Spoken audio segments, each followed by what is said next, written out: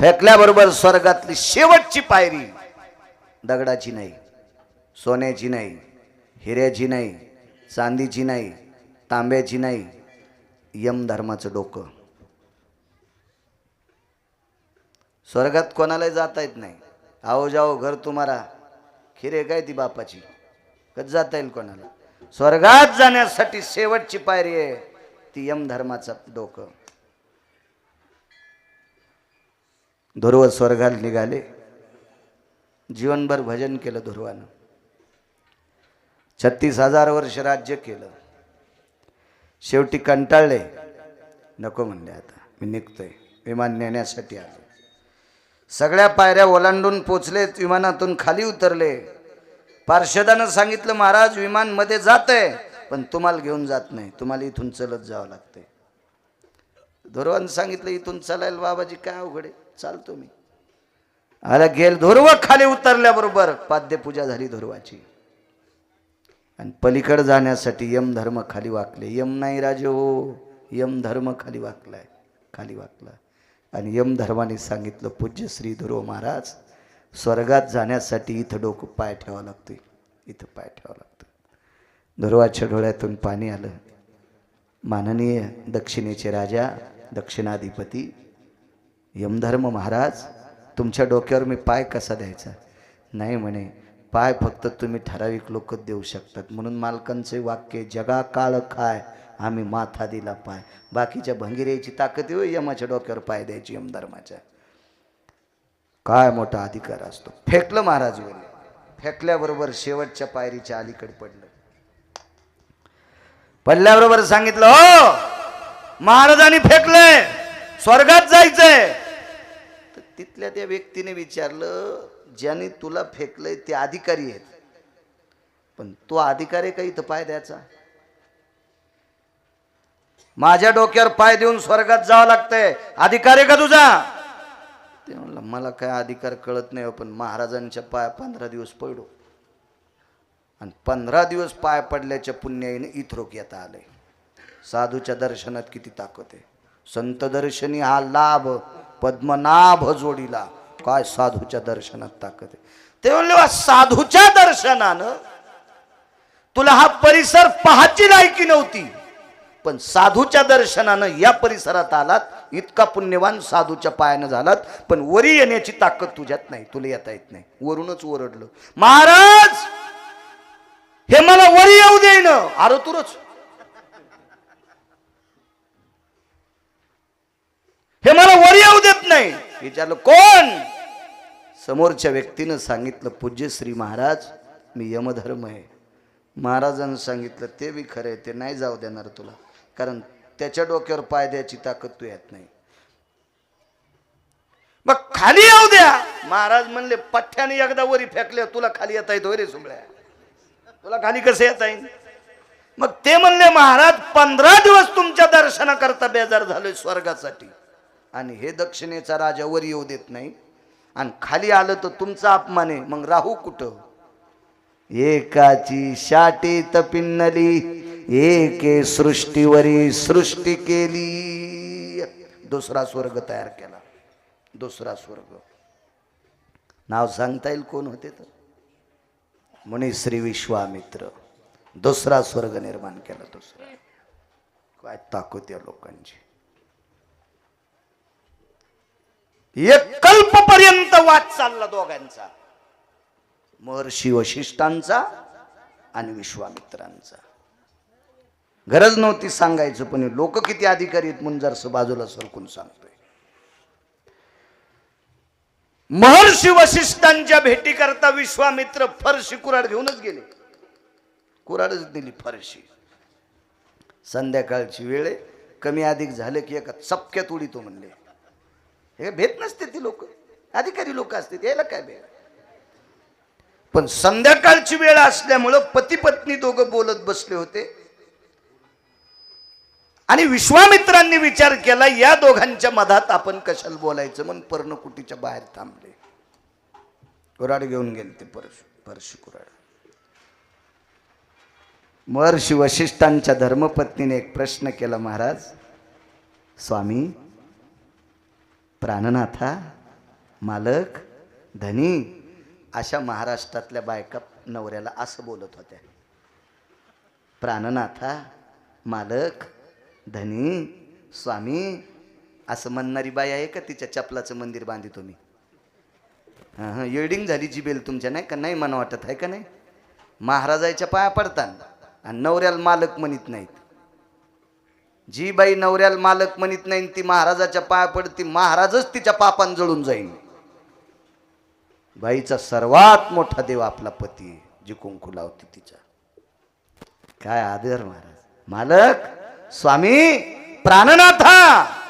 काय ग, या विश्वातला सर्वात मोठा तपस्वी कोण? बायकोनं नवऱ्याला प्रश्न केलाय, या विश्वातला सर्वात मोठा तपस्वी कोण? तर तोंडातून वाक्य पडलं, प्रिये, या जगातला एक नंबरचा तपस्वी मुनिश्री विश्वामित्र.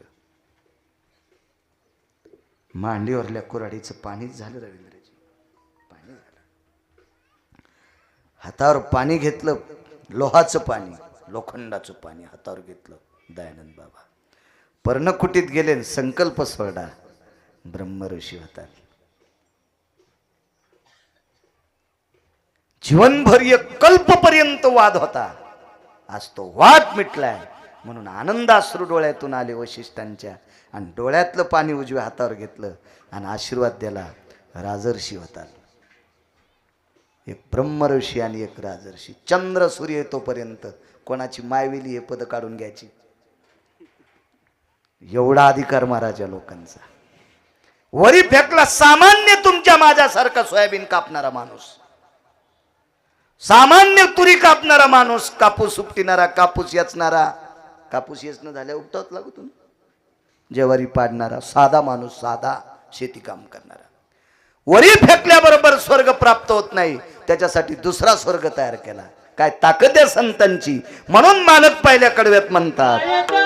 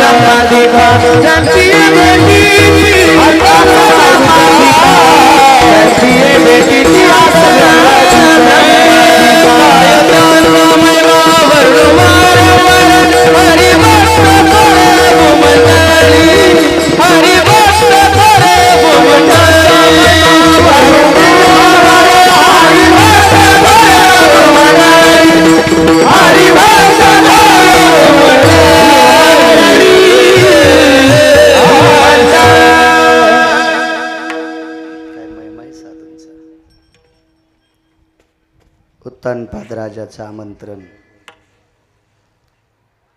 त्या काळातल्या ठराविक संन्याशी लोकांना आमंत्रण उत्तानपादाचं आलं.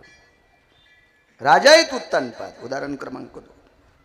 किती मोठे संत, यती योगी तपी सिद्ध अनुरागी नामधारक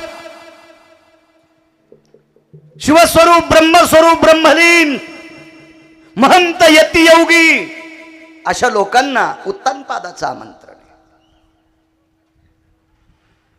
आश्रमावर पत्रिका आल्या. उत्तानपादाच्या नगरीच्या अलीकडे एक आश्रम होता. त्या आश्रमावर विश्वातला 6व्या क्रमांकाचा संन्यासी पोचला. तुमच्या परंपरेतला 6व्या क्रमांकाचा संन्यासी नामधारक आहे. त्या संन्याशाचं नाव आहे देवर्षी नारद.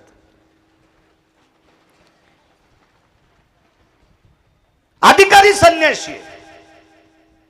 किती अधिकारी सांगू, आपल्यावर कृपा आहे त्या संन्याशाची. त्या संन्याशाने शिवजींना भजन म्हणू लागलं म्हणून आपल्याला भजन करता येते. सूर नर किन्नर नारद तुंबर गाती निरंतर रे. काय संन्यासी. सुर नर किन्नर नारद तुंबर गाती निरंतर रे. सुर नर किन्नर नारद तुंबर गाती निरंतर रे. माधवा मुरली मनोहर रे. माधवा मुरली मनोहर रे. माधवा मुरली मनोहर रे. भजन ही परंपरा बाबाजी शिवजींनी आणलेली आहे. शिवजीच्या अगोदर भजन नव्हतं. भजन ही सुरुवातच शिवजींनी केलंय. वारकरी संप्रदायाची स्थापना शिवजींची. एका जनार्दनी वैष्णव शिरोमणी महादेव. संप्रदायाची स्थापना शिवजींची. नारद तुंबर सांब गायन करे. परंपरा भजनाची शिवजीची. भजन करी महादेव. आणि भगवान शिवजीनं आरक्षित केलेले संन्यासी देवर्षी नारद. नारद त्या आश्रमावर पोचले. पत्रिका पाहिली. कसली पत्रिका आहे? काही नाही म्हणे उत्तानपादाचं आमंत्रण आहे. नाही जायचं म्हणे त्याच्या घरी. नारदांचा आदेश कोण टाळणार? एकही येती गेला नाही. एक बी योगी नाही, एक बी तपी नाही, एक बी सिद्ध नाही, एक बी अनुरागी नाही, एक बी नाही. स्वयं नारदाला पत्र. पूज्य श्री गुरुवर्य प्रातस्मरणीय नारद महर्षी कळावे. बऱ्यापैकी लिहिलं. मी उत्तानपाद आहे. आमचा का त्याग करता? पत्र जे घेऊन आलाय त्याच्याकडे गुंडाळायचं आणि त्याला म्हणायचं तू ह्या राजाला वापस दे. 10-11 पत्र वापस. प्रांतीय राजा, प्रांतीय राजा, प्रांतीय यायचं पद कोणी काढून घेऊ शकत नाही. अशी राजे ते. वापस पत्र वापस.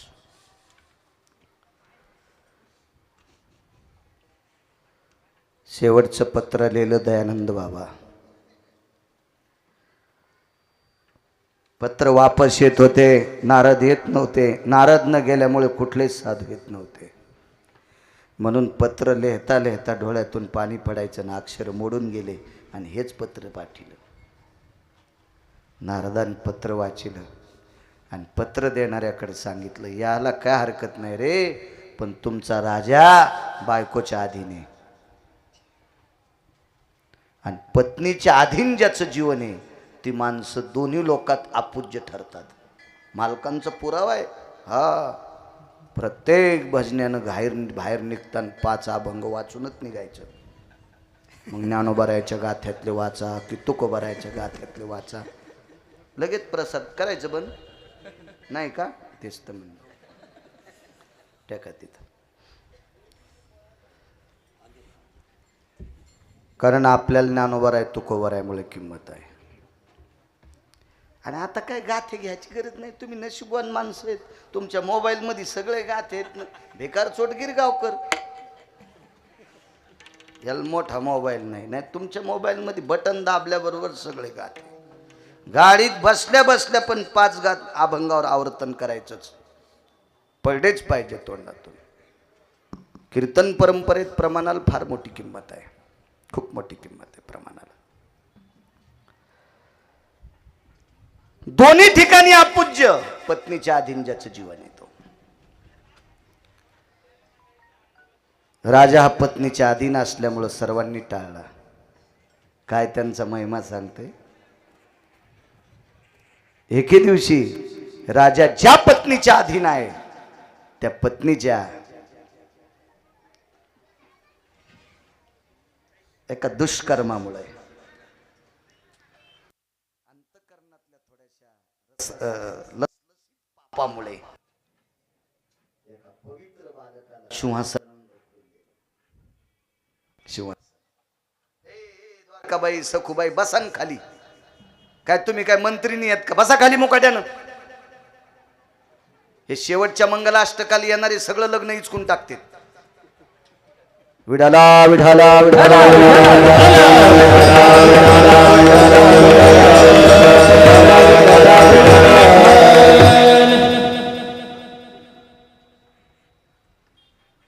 एका चिमुकल्या बालकाला ढकलून दिलं.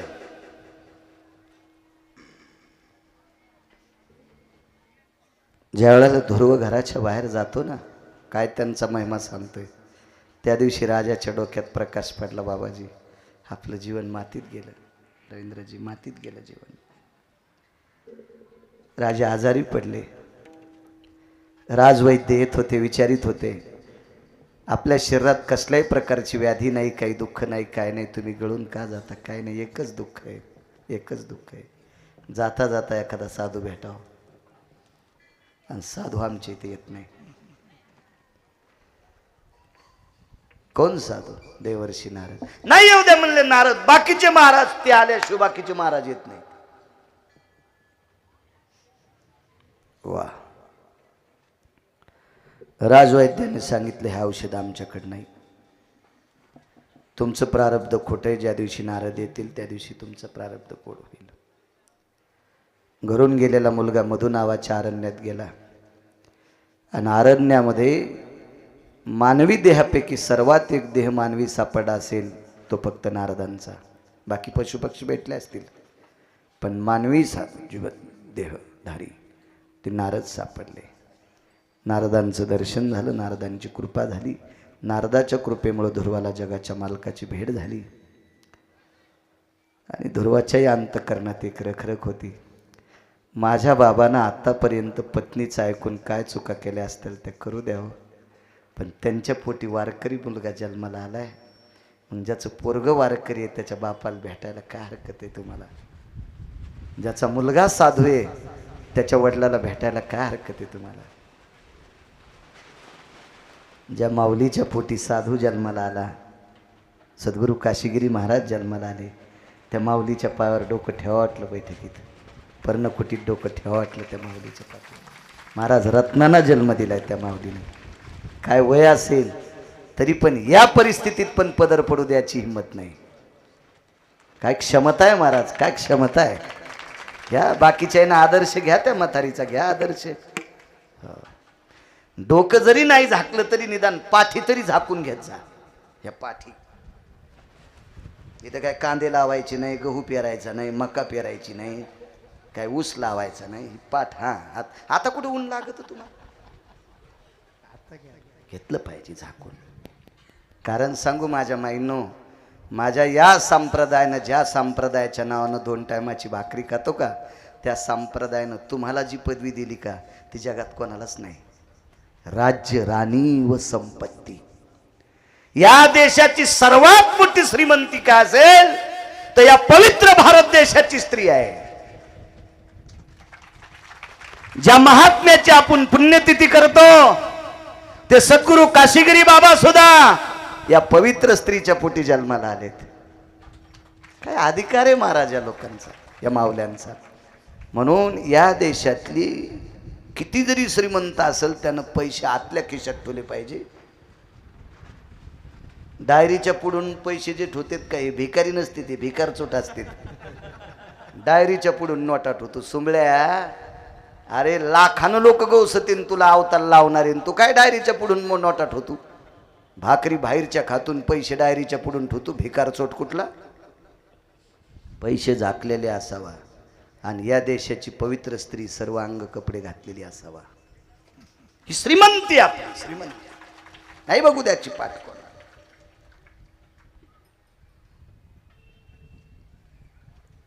पूज्यश्री देवर्षी नारद गुरुवर्य भेटन माझ्या बाबाला. नारदानं सांगितलं, दुर्वा तू म्हणायची काय गरज आहे, तुला घेऊनच नगरीत मी जाणार आहे, तुला घेऊन नगरीत जाणार आहे. नारदांचा संदेश सर्वत्र पोहोचला आणि मला वाटतं तप्यांच्या झुंडी म्हणत होते पूर्वीच्या काळात. झुंड म्हणायचे, झुंड. माझ्या लहानपणी फार माहुरून झुंड आली, त्र्यंबकून झुंड आली, अशी ती प्रथा होती म्हणण्याची. आणि यायचे 5-25 साधू यायचे मारुतीरायाच्या मंदिरात अधिष्ठान, भिक्षा व्हायची गावात आणि शंख स्फुरण व्हायचा. इतका शंखनाद व्हायचा की असं गावाचं प्रत्यक्ष काशी झाली असं वाटायचं, प्रत्यक्ष वाराणसी, प्रत्यक्ष पंढरी असा शंखध्वनी व्हायचा. अशा झुंडीची झुंडी त्या नगरीत पोहोचल्या.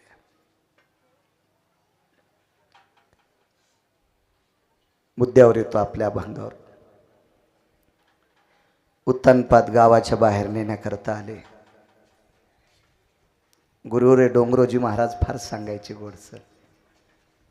श्रीमद भागवतातलं नाविन्यपूर्ण रत्न गुरुवर्य डोंगरोजी महाराज, रामचंद्रजी महाराज डोंगरोजी. मला पाहायला नाही भेटले, पण मी त्यांचं लिखाण वाचतो कधी कधी. चांगल्यांचं वाचत जावं, फार गोड सांगतात. दुर्वाला नेण्यासाठी बाहेर आले. प्रत्येक महाराजांनी उत्तानपादाच्या अंगावर फुलं टाकली, फुलं टाकली. उत्तानपाद रडू लागले. नारदानं कडकडाटून मिठी मारली, नारदाच्या खांद्यावर मान टाकली. उत्तानपाद रडत होते. पूज्यश्री स्वर्गात आहे, मी सत्य लोकात आहे, मी गो लोकात आहे. आज माझं जीवन सफल झालं. जीवन तुम्ही साधू लोक माझ्या नगरीत आलात. कारण काय नाही म्हणे. मुलाला विचारा. विचारलं ध्रुवाला, बाळा काय करून आलास? काय नाही, देवाला भेटून आलो, देवाला भेटून आलो. उत्तानपादाने विचारलं, ध्रुवा जगाचा बाप भेटला? जी बाबा, विश्वाचा बाप भेटला, मालक भेटला. कृपा कोणाची? देवर्षी नारदाची. साधूच्या कृपेमुळे इतक्या कमी वयात साधना प्राप्त झाली. जगाचा बाप प्रत्यक्ष मूर्तिमंत पुढे वरायला, कानाला गालाला शंख लावला, डोळे उघडले, चतुर्भुज जगाचा बाप पाहला. दुर्वाने आढळपद प्राप्त केलं. इतकं सोडून द्या. वडिलांनी विचारलं, ध्रुवा एक बोलू तुला? तू जन्माला आला त्यावेळेसपासून विरळा होतास रे. तुझ्या आईचं पुण्य होतं. याच्याकरता तुला नारद प्रत्यक्ष भेटले, देवही भेटले. हजारो पत्र पाठवून नारद पत्राचं उत्तर देतच नव्हते, येत तर नव्हतेच, पण पत्र जशाल तसं वापस करत होते. पत्र त्यांच्या आश्रमात मधु अरण्यात त्यांनी ठेवलं नाही. आणि ते देवर्षी नारद लक्षावधी साधूंना घेऊन आलेत. ताकद काय? काही नाही म्हणले, बाबा याच नारदांची माझ्यावर कृपा झाली. तुम्ही विचारून घ्या, तुम्हीच विचारा. लोटांगण घातलं, विचारलं, देवर्षी एक विचारू? मी शेवटचं पत्र रडत रडत तुम्हाला पाठिलं, त्या पत्राचा सुद्धा तुम्ही स्वीकार केला नाही. आज सर्व ऋषी मुनी योगी जपी तपी सिद्ध घेऊन आला. त्याचं कारण काय? काही नाही म्हणे, एकच कारण आहे. तुमच्या कुळात साधू जन्माला आला, तुमच्या कुळात नामधारक जन्माला आला, तुमच्या कुळात भक्त जन्माला आला. महाराज, एक भक्त या कुळात जन्माला आल्याच्या नंतर त्या कुळाला तडा गेलेलं जन्मले जावोसे सकळ कुळासी तारिये, सकळ कुळासी तारिये, सकळ कुळासी तारिये. जन्मले जावोसे सकळ कुळासी तारिये, सकळ कुळासी तारिये, सकल साधे तारिये. तडा गेलेलं कुळ बाबाजी, तडा गेलेलं कुळ. ज्या कुळाला साधूनं वाळीत टाकलेलं कुळ, पण सर्व साधू त्या कुळाकरता विलीन होतात. याचं एकमेव कारण त्या कुळात साधू जन्माला आला. साधू जन्माला आल्याच्या नंतर त्या कुळाचा स्वीकार बाकीचे साधू करतात. साधू करतात नवल नाही, साधूने बाप स्वीकार करतो, अन्यथा जगाचा मालक स्वीकार करत नाही. एक साधू ध्रुवासारखा ज्या कुळात येतोय त्या कुळाचा किती उद्धार, ही फक्त साधूची ताकद आहे. म्हणून मालक पहिल्या कडव्यात म्हणतात, काय त्यांचा महिमा वर्णो वारंवार.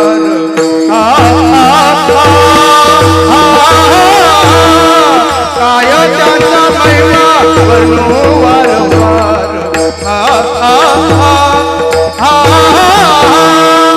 काय त्यांचा महिमा वर्णो वारंवार.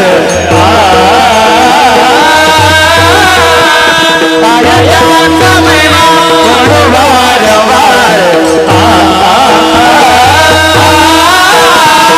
हरिभक्त थोर भूमंडळी, हरिभक्त थोर भूमंडळी, त्याची ये भेटीची आजब मालिका.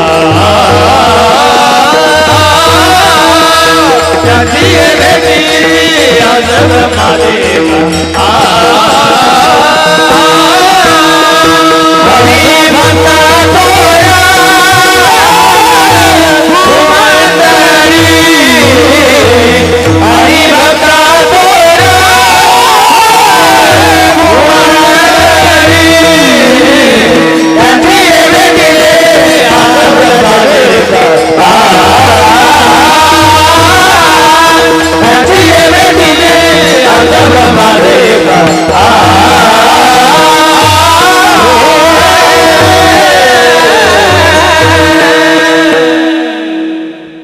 इतके मोठे असतात साधू.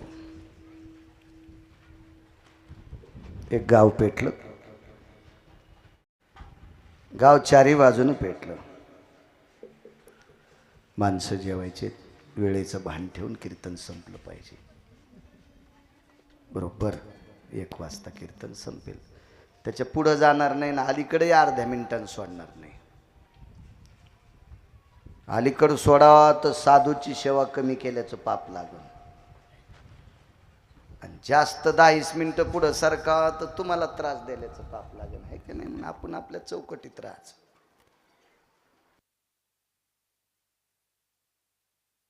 गाव पेटलं चारी बाजूनं, ठण ठण ठण ठण ठण गाव पेटलं. आता जी माणसं गावाच्या बाहेर बाजाराला गेलते का, ते गावाच्या बाहेर येत, पण गावात जेवढे होते तेवढे चारी बाजूनं गाव पेटले. पळून कसं जाता, इतकं रुद्ररूप धरलं होतं अग्नीने की त्या गावातल्या पक्षाला सुद्धा बाहेर उडून जाता येत नव्हतं. ढगापर्यंत आगीचा लोम लोंबलेला, पक्षी सुद्धा मधातच. गावाच्या मध्यभागी राजवाडा. काय त्यांचा महिमा सांगतोय, साधूचा महिमा किती मोठा असतो. राजवाडा, दुपारची वेळ आहे, राजाचं जेवण झालंय.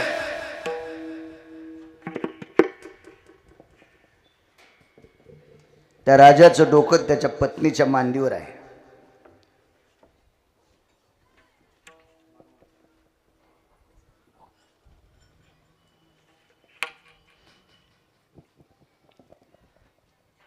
पत्नीचं डोकं मांडीवर आहे. मग अशी बोललेला राग आला असेल तुम्हाला, नाही का? नाही येणार राग तुम्हाला. चुकीचं बोलतच नाही गिरगावकर. मी वाचून बोलतो, चांगल्यांचं ऐकून बोलतो, भंगिरेचं ऐकून नाही सांगत. पतीची या मता अनुसरून पतिव्रता धन्य भाग्याची आहे व तिचा पती तिचा देव. नैवम गिरगावकर लिखितम. हे गिरगावच्या बाळ्यांनी लिहिलेले का? मोठ्यांचं वाक्य. मांडीवर मालकाचं डोकं आहे. आणि गाव चौकून पेटला आणि काय लोकायला आनंद असेल. ठाय ठाय बोंबलू लागले महाराज. मरतोत मरतोत मरतोत मरतोत. काही माणसं म्हणले येडपटीत काय रे, राजाला माहित नाही का गाव पेटलं, राजा आरडणं, राणी आरडणं, प्रधान आरडणं, प्रधानाची बायको आरडणं, भालदार चोपदार आरडणं. तुम्ही काय बॉम्ब लायले रे, गाव जळाल्यावर राजवाडा नाही जळणार का? ते म्हणले ते बी खरंच आहे. मोगड्यावासा म्हणे मी बोलून येतो राजू साहेबाला. वारकरी माणूस होता, सात्विक होता, परमार्थिक होता. गेला आतमध्ये, आवाज दिला, चोपदार भालदार त्याला हळून बोला. अरे गाव पेटलं आणि काय हळून बोला? म्हणला हळून बोला, गाव पेटलं जळालं तरी हळून बोला. कस काय? आमचा दंडक आहे, राजे झोपल्यावर बोलत नाहीत. ते म्हणले गाव जळायला आणि राजा झोपलाय, त्याला कुठं राजा म्हणतात ते का? यालाच फुकून द्यायला पाहिजे. गाव जळाल्यावर जर राजाला अक्कल नसेल तर राजाच फुकून द्यायचा. ते म्हणला तुम्ही जळाल्यावर मग फुका. ते म्हणलं आम्ही जळाल्यावर कोणाला फुकाव? अरे तुम्ही जळत नाही, जरा हळून बोला ना. ते म्हणले पण गाव जळालेलं राजाला झोपल्यावर कसं सांगायचं? मालकीनीला सांगा. वाकत वाकत गेले आणि सांगितलं आईसाहेब गाव पेटलं, काळजी करू नका, गाव पूर्ण जळणार आहे. आम्ही कशी वाचू? तुम्हाला वाचायचं असेल तर वाड्यात या. राजवाडा मोठा होता, सगळ्या गावाला राहिला 30% जागा आणि एकट्या राजाला 70% जागा. असं असतंच राजाकडे, मोठ्या लोकांना असंच असतं. ठीक आहे म्हणले. बाहेर आले आणि सांगितलं ज्याला वाचायचं त्यानं राजवाड्याच्या आत या. आता 4-2% कोणालाच मानित नाहीत. ते राजाला काय मानतील? देवाला मानित नाहीत. 1-2% माणसं बाबाजी देवाला मानित नाहीत, देवाला.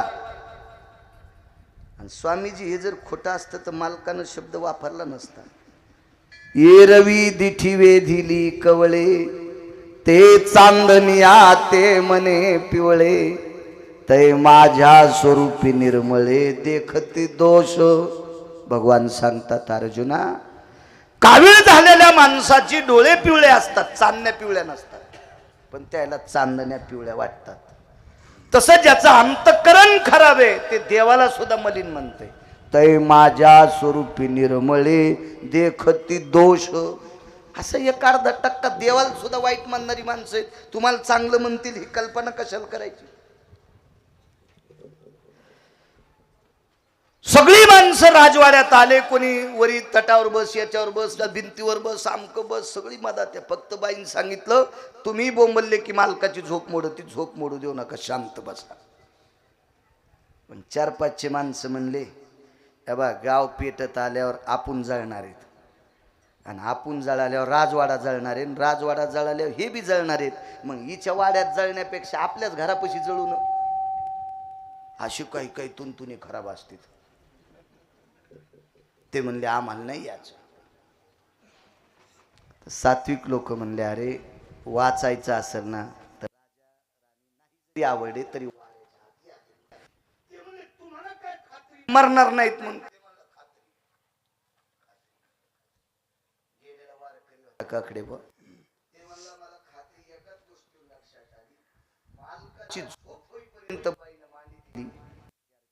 पतिव्रत आहे आणि तिची देवावरी सत्ता.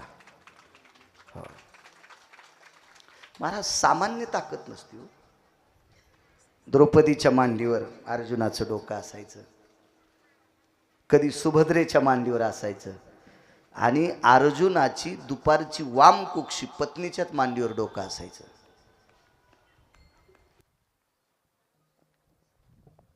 आणि ते 2, 2:15, 2:30, 2:45, 1:30 तास जितकी झोप लागन तितक्या जटा कुरवळायच्या.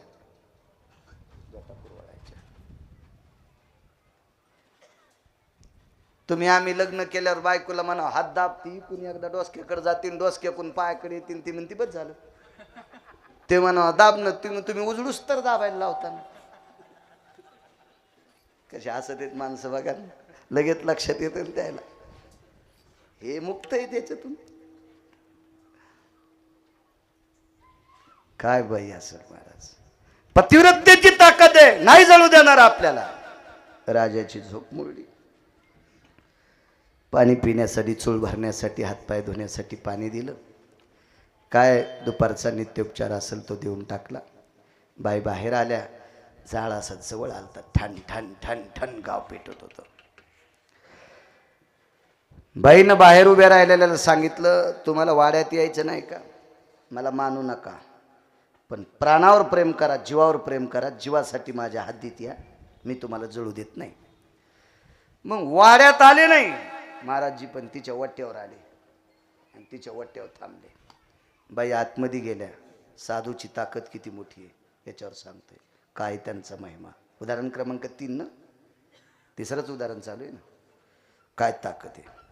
आतमध्ये गेल्या आणि देवघरात एक तांब्या होता. गिरीबाबा तांब्या होता एक, आणि तो तांब्या हातात घेतला. डाव्या हातात, उजव्या हातात एक नागिनीचं पान किंवा आंब्याचं पान हातात घेतलं, आणि त्या पानानं सगळी लोक आतमध्ये घेतली आणि राजवाड्याच्या भोवताल असं पाणी शिपडलं सगळ्या बाजूला. तांब्या खाली ठेवला आणि अग्नीला प्रणाम केला. तुला काय सुख घ्यायचं तर गाव जाळून घे, पण इथे उभ्या असलेल्या एकाही माणसाच्या अंगावर कपड्याला सुद्धा धक्का लागता कामा नये. तुला माझ्याशी गाठ आहे. गेली बाई आतमध्ये. बाकीचे म्हणले, अरे ह्या भापाऱ्या काय कामाच्या रे. राजा राणी प्रधान हौदात बसतील पाण्यात आणि आपल्याला जाळून टाकतील. ते म्हणलं नाही जळत, फक्त याच्या बाहेर जाऊ नका. अग्नीनं इतकं रुद्र रूप घेतलं गिरीबाबा, इतकं रुद्र रूप घेतलं. सगळ्या लोकांना वाटत होतं आपण आता वाचत नाहीत. पण अग्नी जळत जळत ज्या वेळेला दयानंद बाबा जिथं पाणी टाकलंय का, तिथं आल्याबरोबर अग्नी क्षीण झाला, नमला, अग्नी लोप पावला. श्रुती माता धावत आली, वर्ण धावत आली, आणि त्या मातीत आल्याच्या नंतर श्रुती लोटांगण घालत होती. लोटांगण घातलं श्रुतीने. चोपदारांनी सांगितलं प्रत्यक्ष श्रुती लोटांगण घालण्यासाठी आली. राजाची पत्नी बाहेर आल्या, श्रुतीला प्रणाम केला. श्रुतीनं पायावर लोटांगण घातलं. काय ताकद हो. श्रुती लोटांगण घालती त्या बाईच्या. श्रुती लोटांगण घालती. आणि लोटांगण घालून श्रुतीने विचारलं, माय एक बोलू. अख्खं गाव जळालं, राजवाडा जळाला नाही. मग हे लोक जर पुण्यवान असते तर यायचे घर काऊन जळाले?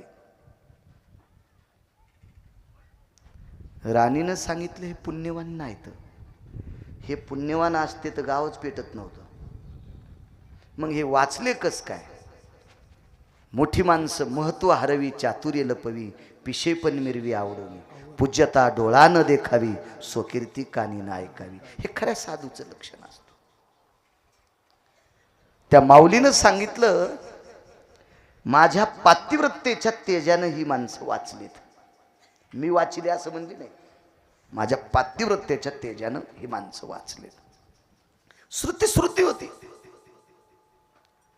श्रुतीने एक प्रश्न केला, मी वर्ण पाहत होते, तुम्ही पाणी टाकलं, हे पाणी कशाचं होतं? महाश्रुती चालाक, चुकस कृतीची श्रुती. श्रुतीने विचारलं, गावाच्या राजवाड्याच्या बाहेर जे पाणी टाकलं आणि काही न येणाऱ्यांना सुद्धा लेकरू म्हणून आतमध्ये घेतलं, आणि जे पाण्याच्या आत आले ते एकही जळालं नाही. जळा कोणाला वाटतं का? पानचेट पण आत आले, विरोध करणारे पण आत आले, भीतीपोटी यावं लागतं, मरणापोटी सगळे आत आले. श्रुतीने विचारलं पाणी कशाचं होतं? डोळे भरून आले. पवित्र स्त्रीनं सांगितलं, श्रुती माते, या राजवाड्यात साधू आले की पहिले आम्ही दोघं पती पत्नी साधूची पाद्यपूजा करीत होतो, आणि साधूची पाद्यपूजा झाली की काठोटीत पडलेलं पाणी, वाक्य नीट लक्षात ठेवत जा, मी शब्द काठोट म्हणून वापरलाय. पूर्वीच्या काळात येत्याचे, योग्याचे, तप्याचे, सिद्धाचे, नामधारकाचे, वारकऱ्यांचे पाय काठोटीत धुत होते. भगवान मर्यादा पुरुषोत्तम प्रभू रामचंद्राचे पाय सुद्धा काठोटीत धुतले. आता काठोटी तुम्ही ऐकल्या, पराती घेतल्या. चला त्या परातीत का होत नाही, पण धुतचा. अपभ्रंश नकोय म्हणून पुन्हा एक शब्द सांगतोय, साधू तपासून पाय धुतचा. पाणी पिना छान के, गुरुकर्णप्पा छानके. पाणी जर गाळून नाही पिलं तर रवींद्रजी आजार होते. आणि साधू जर चुकला तर कल्पची कल्प मातीत जातात. सात्विक सदाचारी पुण्यशील लोकांच्या पायावर डोकं ठेवत जा, देव तुमचं कल्याण करेल. जे पक्वाद्या मायबापाचं दर्शन घेत नाही त्याच्या जर पाया पडतान तर तुमचा संसार जळन. जो संप्रदायातला गुणीजन मायबापाचं दर्शन घेत नाही त्याला जर पाकिट देताल तर संसाराला कुलूप लागल. जो कीर्तनकार मायबापाच्या पाया पडत नाही त्याच्या जर पाया पडतान तर अख्खं गाव जळन तुमच्या पापानं. संप्रदायाचे नियम सांभाळणारी माणसं पारखायची आणि त्या लोकांना नमस्कार करायचा. कोणाचा नाही कोणाचा नाही असे तर लय कुंटाला नाही. तर साधू तपासायचा आणि साधू अभ्यासानं तपासायचा नसतो. साधू 2 कोटीच्या गाडीत बसलाय म्हणून तपासायचा नसतो. साधू आचरणानं तपासायचा असतो. साधू आचरणानं तपासायचा असतो. आणि आपल्या क्षेत्रात सुद्धा आचरणाला किंमत आहे. बरं, आचरणाला किंमत आहे. पक्वाद्याला दादा किती बोल पाठ आहेत त्याच्यापेक्षा तो वागतो किती चांगलं. स्वर किती आहेत त्याच्यापेक्षा वागतो किती चांगलं. अभ्यास किती सांगतो त्याच्यापेक्षा गिरगावकर वागतो किती चांगलं ते सांग. आपल्याकडे कर्तव्याला किंमत आहे, देखाव्याला नाही. देखाव बाकीच्या क्षेत्रात आला. नाटकामध्ये फिल्मी सृष्टीमध्ये फक्त तुमचं कौशल्य पाहायला जाते. तिथं आचरणाचा काय संबंध? तिथं काय बंधन नाही ना, काही संबंध नाही. कोणाला कोणी वाटा येते. आयुष्यभर ज्यानं मांसाहार केला त्याला पण नाटकात महाराज होता येते. किती दाखवायची स्वामीजी तुम्हाला पिक्चर मध्ये महाराज, महाराजाची पार्ट घेतलेली. तिथं आचरणाचा संबंध नाही ना, इथं जमतंय ते. साधी ताकद आहे का वस्त्रात? ह्या भगव्या वस्त्रात साधी ताकद आहे. धर्मानाम पवित्रो धर्म संन्यासो पवित्र या रक्तांबरो तेज कांती भास्करो यती भाकरम. रक्तांबर तेज तेज तेज. या लोकायतल्या एका महाराजानं 4च बोटाची छातीवरी फेकली. 4च बोटाची. तिला कौपिन म्हणावं लागेल. आळंदीतल्या मालकांच्या भाषेमध्ये छाती बनतात.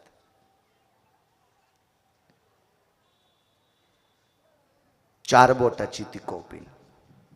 स्नान झालं दुपारचं आणि दुसरी कोपिन बांधली, ओली कोपिन खांद्यावर टाकली, निघाली ती छाटी.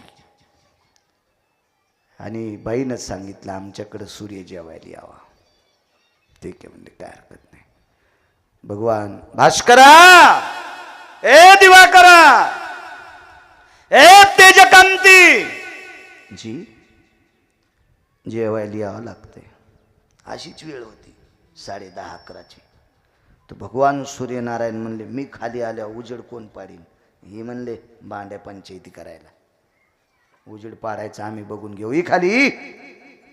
भगवान सूर्यनारायण खाली आल्यावर साधून खांद्यावरची छाटी 4 बोटाचीच, 2 सव्वा 2 फूट लांब धुडकं आणि रुंदीनं 4 बोटाचं.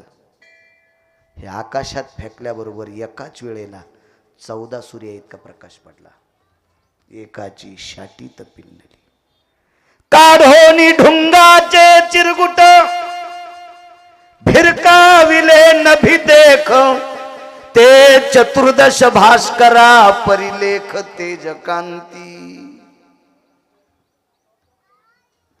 कमरेला गुंडाळायचं धुडका आकाशात फेकलं तो कपडा तर 14 सूर्य इतका प्रकाश पडतोय. आता आपल्याकडे प्रकाश आहे दयानंद बाबा, दुसरीकडे अंधार आहे. त्याला उजेड पडन स्वामीजी, आपल्याकडे अंधार होईल. पण एकाच वेळ, कारण सूर्यनारायणाकडे पण लोड शेडिंग आहे, एकाच वेळेला जगाला प्रकाश देऊ शकत नाही.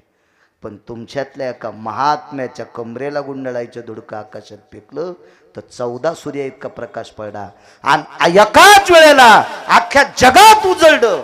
ही संतांनी स्पर्श केलेल्या कपड्यात इतकी ताकद आहे. म्हणून मालक पहिल्या कडव्यात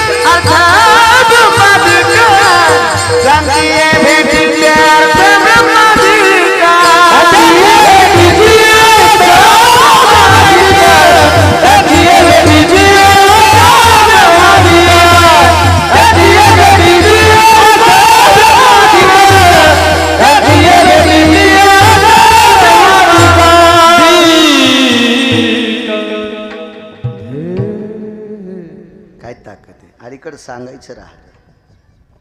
श्रुतीने प्रश्न केला, इथपर्यंत आलतो ना रवींद्रजी. हे माय, तू एक तांब्याभर पाणी टाकलंस आणि एवढी माणसं अग्नी विझून वाचविलेस. हे पाण्यातली ताकद काय होती? काय त्यांचा महिमा सांगतोय. बसा शांत, बसा बसा.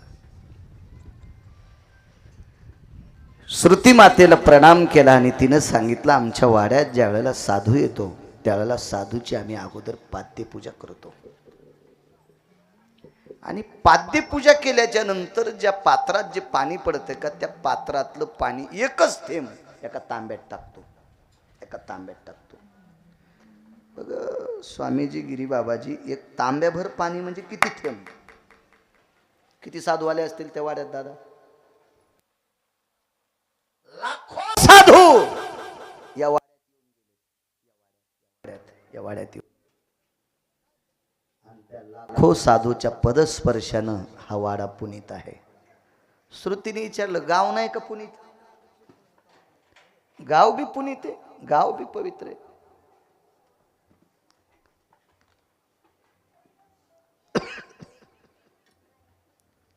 त्या मातेनं सांगितलं, गाव पवित्र आहे, पण गावातल्या लोकांना साधूचं महत्व कळालं नाही. ज्याच्या गावाला गंगा त्याच्या गुडघ्याला सांगा. साधूचं महत्व कळावं ना. साधू किती अधिकारी असतो लक्षात आलं पाहिजे. माझ्या लक्षात आलं, मी पुण्यवान, मायबापाचं पुण्य असेल म्हणून मी साधूची पाद्यपूजा करीत होते. आणि त्या साधूची पाद्यपूजा झाली की चरणतीर्थातला एक थेंब या तांब्यात टाकीत होते. आत्तापर्यंत लक्षावधी साधू या वाड्यात आले आणि सर्व साधूच्या पायाचं चरणतीर्थ या तांब्यात होतं. आणि ते पाणी गावाच्या बाजूला दादा टाकलं. काय अग्नीची मायवेली! साधूच्या चरणतीर्थाचा अपमान करून मधात येऊ शकतो अग्नी? काय हिंमत आहे अग्नीची? साधूचं चरणतीर्थ पडले, त्या तीर्थावर अग्नीला पाय द्यायची ताकद आहे? अद्याप नाही. आणि साधूच्या चरणतीर्थाने इतका अग्नी शांत झाला. अख्खी नदी टाकली असती तरी गाव विजलं नसतं. 10-5 विहिरीतलं पाणी संपलं असतं तरी गाव विजत नव्हतं. पण एका तांब्याभर पाण्यानं स्वामीजी गाव विजलं. ते पाणी नसून ते तीर्थ होतं. आणि ते नुसतं तीर्थ नसून संतांचं चरण तीर्थ होतं. त्या साध्वीचं नाव आहे मुनिश्री शांडिल्या. तिच्या बहिणीचं नाव आहे सुमती. शांडिल्या आणि सुमती ह्या दोघी जणी बहिणी होत्या. एक प्रापंचिक, नंतर दुसरी सुद्धा प्रपंचात पडली. कसा विस्तार झाला पुराण नंतर बघा तुम्ही. महाराज साधूच्या पायाचं चरणतीर्थ टाकल्याच्या नंतर लाखो लोक गावातले जळणार होते. पण सगळ्यांचा प्राण साधूच्या चरणतीर्थाने अग्नी शीतल झाला. आणि तो अग्नी शीतल होऊन सगळ्यांचा प्राण वाचितोय. ही संतांच्या पायातल्या चरणतीर्थात ताकद आहे. म्हणून मालक पहिल्या कडव्यात म्हणतात,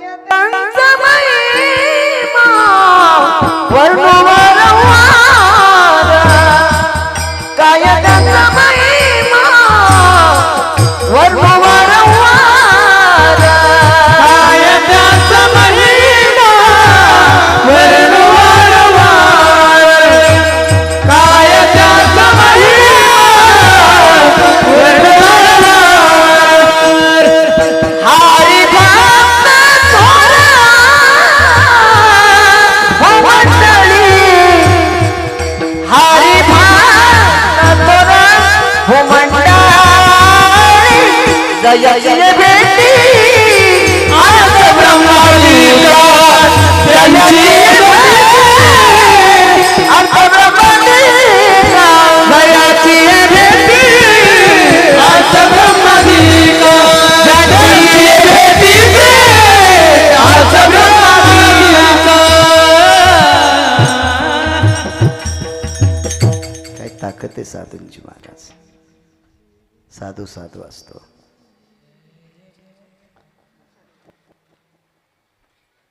साधूंची कीर्ती मृत्यूलोकात आहे इतकं नाही, स्वर्गात सुद्धा साधूचं वैभव आहे.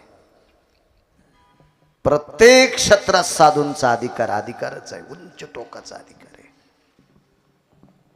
एक मुद्दा मांडतो, साधू किती मोठे असतात, नामधारक किती मोठे असतात, यती किती मोठे असतात, योगी किती मोठे असतात, तपी किती मोठे असतात, सिद्ध किती मोठे असतात. एक तपस्वी आग्र्याला पोचले. आग्रा नाव ऐकून असेल, आग्रा.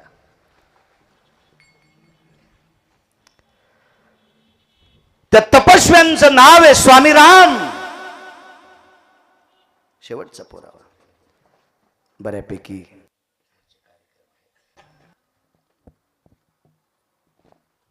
स्वामी राम नाव आहे त्यांचं. स्वामी राम हे स्वामी राम म्हणजे 1949 ते 51 शंकराचार्य, एका पीठाचे शंकराचार्य ते आग्र्याला पोचले.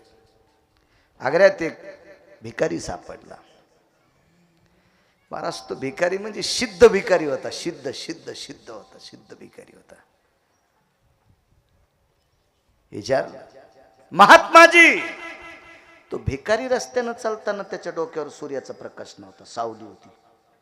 आणि 27 दिवस आग्र्यात पावसाचा थेंब नव्हता. दिवस पावसाळ्याचे, थेंब नाही आग्र्यात. कडकड कडकड आता ऊन तापल्या, असं तापलेलं ऊन होतं. महात्माजी, जी बोलिये बोल. इथे एक साध्वी राहतात. तर त्या बेकारानं सांगितलं, स्वामीजी यहाँ पे एक साध्वी है बोले, पता सुनो बोले, जहां पे भास्कर क्षीण है, स्थिर है, शांत है, उग्र रूप धारण करे वाला नहीं है, वहां पे साध्वी बैठे वाली है. आली नहीं हिंदी मला काही येत नाही सर. मैं हिंदी इधर से गाड़ी आई, उधर से गाड़ी चली गई, मैं खाली राहिला. सगळ्यात सोपं सांगतो, त्या महात्म्यानं सांगितलं, जिथं सावली सूर्यानं धरली तिथं साध्वी आहे. स्वामी राम निघाले. पाहिलं तर ती साध्वी बसलेली आहे. तिच्या पुढे एक थडग आहे. थडग सनातन संस्कृतीतले साधू कोणाला कसे मानतील? वैदिक धर्मातले साधू कसे मानतील? आपण सनातनी आहेत. आणि सनातनी ताण्याला कशी मानतील? सनातनी असतो, कसं मानेन कोणाला? पण बाईच्या पुढची जी देवता थोडी वेगळ्या स्वरूपाची दिसली. आणि स्वामी रामांनी आवाज दिला. साध्वी म्हटले नाही, बैरागी म्हटले नाही, माताजी म्हटले नाही. स्वामी रामांच्या तोंडातून वाक्य पडलं, बीबीजी. बाईच होती. बाईन माग पाहिलंच नाही. आणि माग न पाहता ती बाई म्हणली, बोलिये श्रीराम.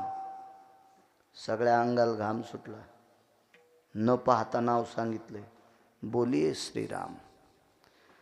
पण काही माणसं एका गोष्टीनं पुढच्याला नमस्कार करीत नाहीत. स्वामी रामांच्या लक्षात आलं, बाई सिद्ध असेल, याच्याकरता हिला माग न पाहता नाव सांगता येईल. आपण नाही पाया पडणार, नाही पाया पडणार. बोलिये श्रीराम एकदाच वाक्य पडलं. स्वामी रामांच्या लक्षात आलं, श्री शब्द लावलाय आणि राम शब्द वापरलाय, त्यावर ती पूजा कोणाची करते याच्यावर संबंध नाही.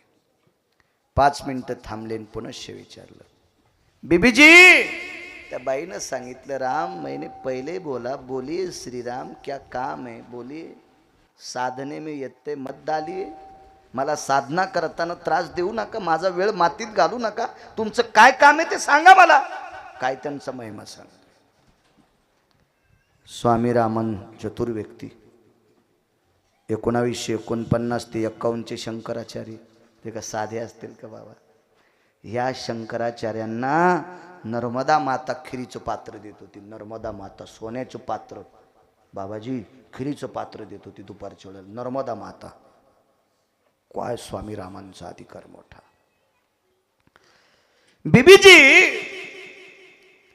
या प्रांतातली लोक पाण्याअभावी त्रस्त आहेत.